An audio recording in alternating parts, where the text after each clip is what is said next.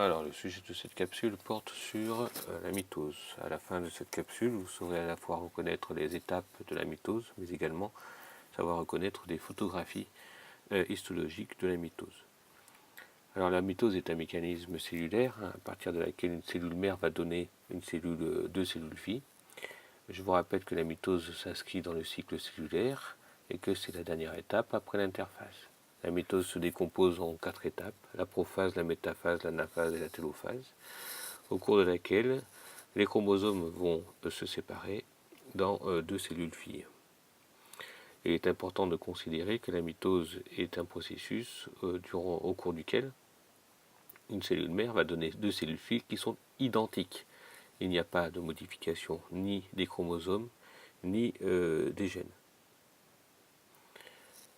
Donc ici vous avez la mitose avec les différentes étapes qui se déroulent rapidement, montrant une ségrégation des chromosomes de part et d'autre de la cellule, pour donner deux cellules filles qui seront identiques. Alors le début de la mitose est défini par la prophase. C'est le moment où les chromosomes deviennent visibles à l'intérieur du noyau. Donc au fur et à mesure, les chromosomes vont se condenser et se raccourcir, et les nucléoles vont disparaître. La dissolution, la disparition complète du noyau va marquer la fin de la prophase. Alors je vous rappelle que pendant l'interphase, la paire de centrioles du centrosome a été dupliquée. Donc du coup, les deux paires de centrioles vont migrer vers les pôles opposés. Et simultanément, eh bien, un fuseau de microtubules va se mettre en place, va se former. Alors pendant la métaphase, l'enveloppe nucléaire est totalement désintégrée. Le fuseau mitotique va progressivement gagner l'ancienne région nucléaire où se trouvent les chromosomes et va s'attacher sur ce qu'on appelle les kinétochores des chromosomes. Alors les chromosomes vont s'aligner progressivement sur le plan de l'équateur. Ils vont s'aligner sur ce qu'on appelle la plaque équatoriale ou la plaque métaphasique.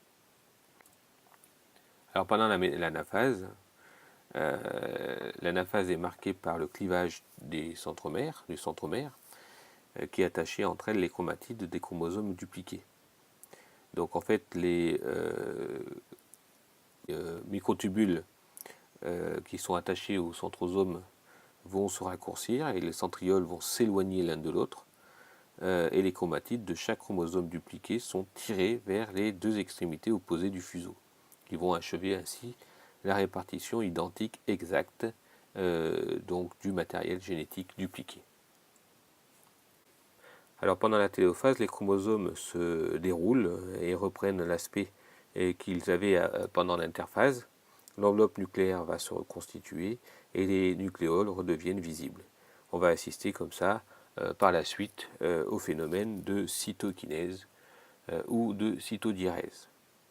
Alors pendant la cytodiérèse, eh bien, au niveau du plan de division cytoplasmique, la membrane plasmique située autour du fuseau va s'invaginer pour former ce qu'on appelle un sillon de clivage circonférentiel qui va étrangler progressivement la cellule jusqu'à la formation de deux cellules filles contenant chacun un matériel génétique.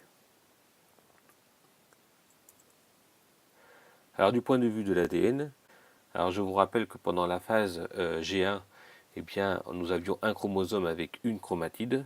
Pendant la phase S, il y avait duplication de l'ADN. Donc on se retrouvait avec un chromosome avec deux chromatides qui étaient présents au niveau de la phase G2. Et pendant la mitose, eh bien, on repassait d'une cellule donc avec des chromosomes à deux chromatides à des chromosomes à une chromatide. Alors du point de vue du cycle cellulaire, si on rappelle tout ça, je rappelle que pour une cellule eucaryote humaine, nous avons 46 chromosomes, donc chacune avec une chromatide et une quantité 1Q d'ADN pendant la phase G1. Pendant la phase S, je vous rappelle qu'il y a duplication de l'ADN, tant et si bien qu'on arrive à une cellule à 46 chromosomes, à 2 chromatides, donc passant de Q à 2Q d'ADN. Pendant la phase G2, eh bien, ça ne va pas changer. On aura toujours une cellule à 46 chromosomes et 2 chromatides. On a une cellule toujours diploïde à 2 Q d'ADN. Par contre, pendant la mitose, eh bien, on va répartir dans chaque cellule un lot de chromatides. On va passer donc d'une cellule à 46 chromosomes à une chromatide et passant donc à 1 Q d'ADN.